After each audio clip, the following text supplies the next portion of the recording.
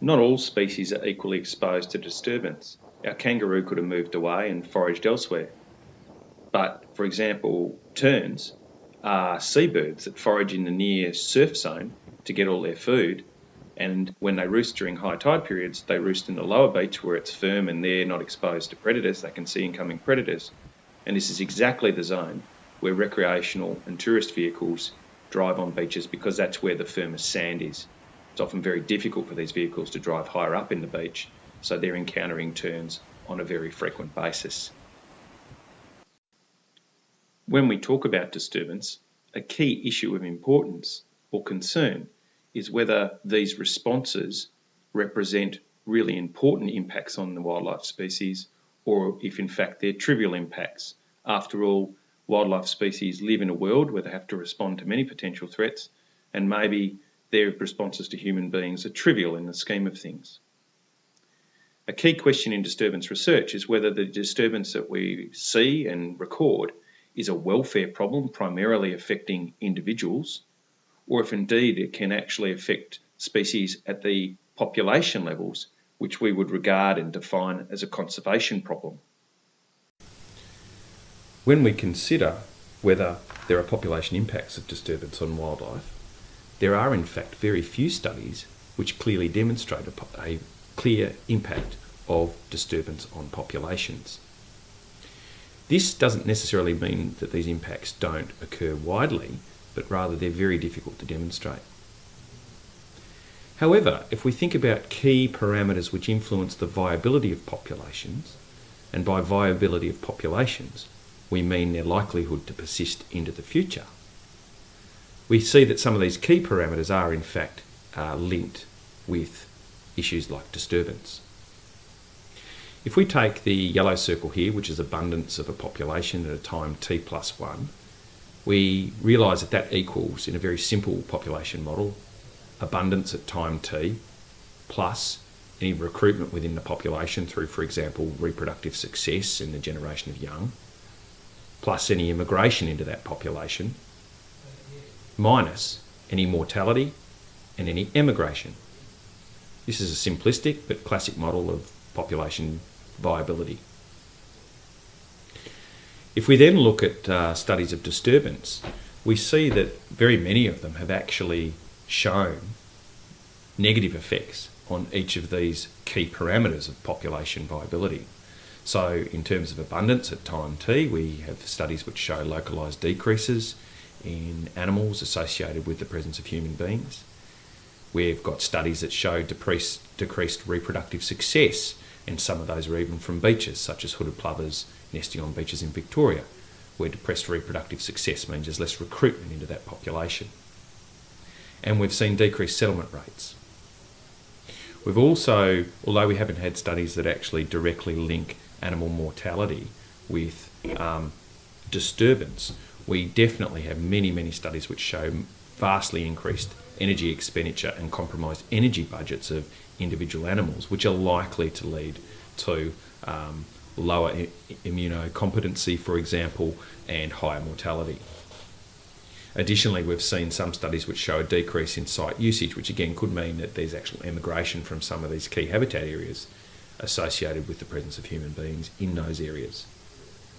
So there is some evidence that is suggestive more than definitive that disturbance can be a conservation problem in at least some species, in at least some circumstances.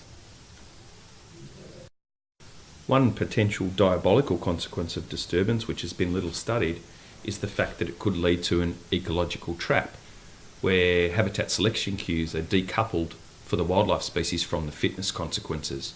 In other words, it could involve a process where good animals choose bad habitats. As an example, a beach might look like a good habitat to a bird, plenty of food, shelter and breeding opportunities, because that's the cues that have evolved to select habitat. But those habitats may actually have other processes that birds don't use or can judge that actually diminish the quality of that habitat so that it doesn't support viable populations. These traps are insidious because within them you can actually have a high number of animals in populations which are not viable. So they're actually drawing potentially animals away from source populations that are nearby. When we think about the interactions between humans and wildlife, we think about generally the wildlife species being impacted. However, in some circumstances, of course, there can be negative outcomes for the human beings as well. We often refer to these as human-wildlife conflict situations, although the word conflict doesn't really apply in these cases because it assumes two active participants taking different stances, and it's hard to imagine that we could adequately attribute an intention on the part of the wildlife species to be involved in what might be described as conflict. However, they occur around the world. And in particular, where the consequences for humans are potentially grave, such as even human death, we see that there's a very fine line that management authorities have to tread between enabling tourism to continue and the economic and social benefits that it brings to continue, while maintaining the wildlife species, the purpose or the objective for the most tourist visits, and ensuring tourism safety. I'm here on Fraser Island where wildlife and tourism come into close contact and indeed into conflict. Dingoes are a major tourist draw card for the area, and yet tourists have been killed by these animals. The management authorities have placed all sorts of anti-dingo devices around settlements and many other camps, electric fences across roadways to prevent them accessing food and bins. There are fines for feeding dingoes, and yet some tourists have been killed. This is a challenge both for tourism authorities but also for wildlife managers. Dingoes have been culled in relation to being particularly aggressive or if their populations get too high. While I'm on the island now, 2 campgrounds have been closed because of local dingo abundances and the fact that they're becoming bolder in these campgrounds. So tourism interacts with wildlife and wildlife interact with tourists in reasonably complicated ways, and the response of management authorities can be quite interesting in terms of trying to balance out the costs and benefits both to tourism and also to dingoes and similar iconic wildlife. This roadway has electric wires across it, and this gate prevents dingoes from entering a resort and camping area on Fraser Island. In addition, there's a lot of educational material positioned on places such as the ferry and at beach entry points, advising how tourists should avoid dingo interactions, avoid feeding them, and try and prevent dingoes habituating to people and therefore becoming more problematic to tourism. So far in this lecture, we've dealt with many of the problems associated with disturbance to wildlife and tourism, and it's time we had a look at some of the solutions. Associate Professor Thomas Schlacker from the University of the Sunshine Coast is one of the world's preeminent sandy shore ecologists. He's published many papers on the beaches in southern Queensland and the interactions of coastal wildlife with tourists. I decided to ask Thomas about solutions as he saw it. Right. All right, Thomas, if there was one thing you could do for beach conservation, what would it be? Well, the first thing is you need to get rid of practices which are clearly environmentally highly destructive. And if you look at it in Fraser Island, there's 2 things: camping in the dunes and driving of 4x4s along the beach. Both, of course, are, to some degree related, because 4x4s are used to access the camping areas, and they're also effectively spreading out the human footprints to areas where people couldn't get easily to in the past, and that has implications for fishing and fishery stocks in the surf zone. And we know that now from South Africa because they performed kind of a natural experiment banning 4x4s on beaches, and one of the most dramatic effects was the increase in fish numbers in the surf zone. And of course shorebirds recovered and dunes. So it is, in basically addition to all the work we have done, a very, very solid scientific foundation that using cars on beaches is really, really indefensible from an environmental perspective. More generally, there are some other solutions that can also be employed although the efficacy of a lot of these solutions needs to be established. One of the first types of management solutions we can use to alleviate disturbance is to alter the stimulus. We've already seen, for example, that cars and buses do not create the same levels of responses and intensity of responses among birds, and so choosing which type of human mode of transport is used on the island and how that and separation distances between birds and that type of transport can actually influence the rates and intensity of disturbance experienced by the birds. In other circumstances, it might involve dogs being placed on leashes or people being actually hidden in hides or wildlife viewing areas such that the wildlife are not particularly responsive to their presence. Another type of management solution involves the relationship that we sketched out on the beach between the distance between a person and a wildlife species and its responsiveness or likelihood of response. We can create buffers, spatial separation zones, to keep people at distances beyond which animals become highly responsive and experience damaging effects. In this slide, we see, for example, the mandated separation and behaviour of tourist boats in the vicinity of whales. We see that tourist boats are meant to keep at least 300 metres away and can only make close encounters under certain circumstances. They are not allowed behind the whale, 30 degrees beyond its tail. They're also not allowed to wait in the path of the whale. They have to stay at least 300 metres away from the whale if there's 3 or more vessels, but they can approach closer if there are fewer vessels. These prescriptions are highly detailed and really centred around the whale itself, which itself is particularly mobile in its habitat.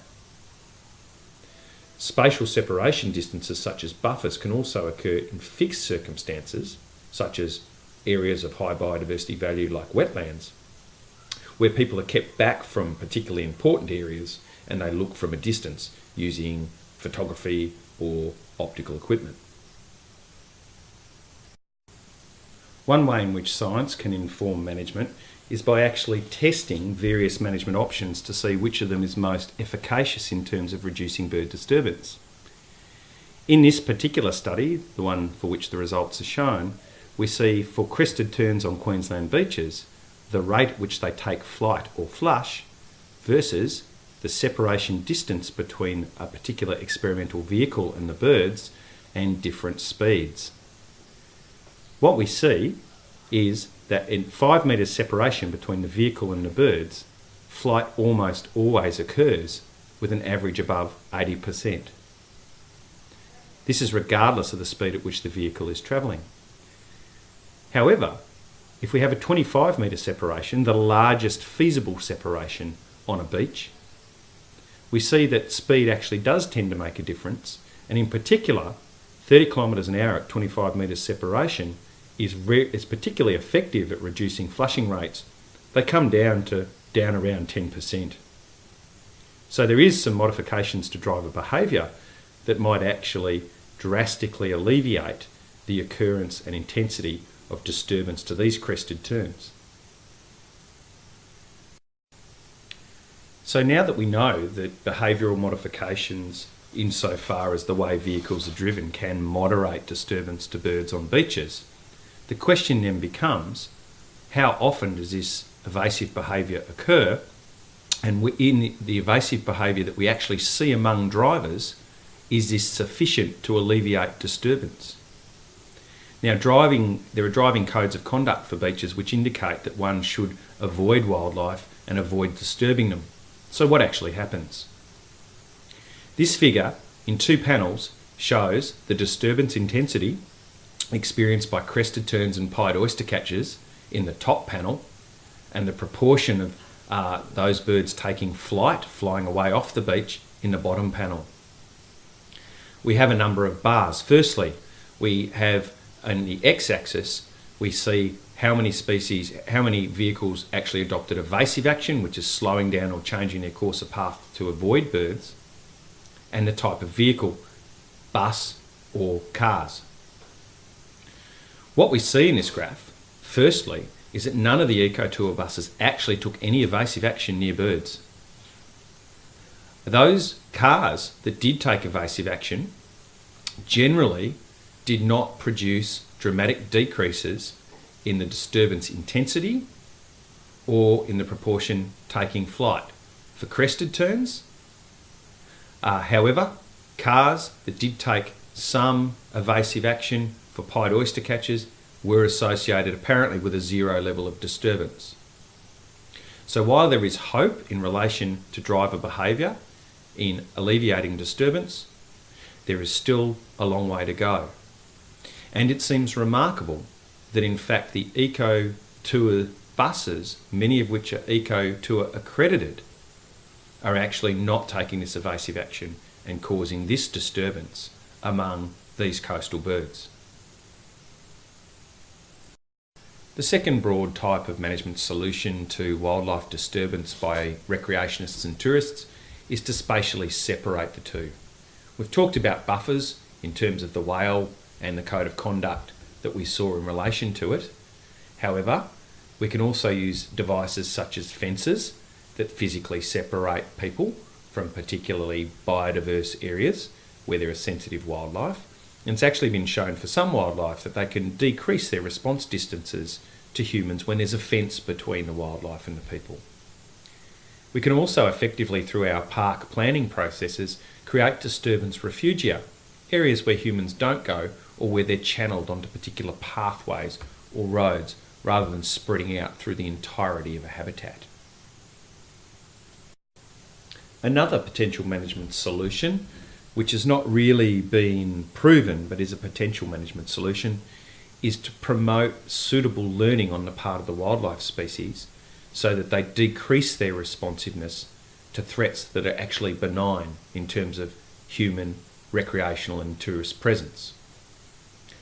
We can do this through promoting predictable benign stimuli, and we can have codes of conduct, for example, for separation, so the animals effectively learn that they're only going to be approached to a certain distance and that there's no need, in actual fact, to respond. Fences also are thought to promote this kind of learning, which is maybe the mechanism through which some species can decrease the distances at which they fly or run away from humans when a fence is between the human and the wildlife species. There's no doubt that we need new and creative management solutions to the issue of disturbance and wildlife and tourism. And perhaps that's where you'll come in. Perhaps you've got some creative ideas that you can test scientifically, prove them to be effective and roll them out into tourist hotspots or areas where tourists encounter wildlife. Clearly, tourism has direct impacts on wildlife through habitat conversion and destruction and even direct mortality. It also has indirect impacts on wildlife, as we've shown, through disturbance and related processes, the creation, for example, of ecological traps. These processes tend to be particularly subtle and insidious. They're often left unmanaged, and we know relatively little about these processes. There's no doubt that we need to know more about wildlife disturbance by tourists and how it can be mitigated, because after all, a sustainable tourist industry relies on sustainable wildlife populations. Those iconic vertebrates have to remain viable for the tourist industry that's built around them to remain viable.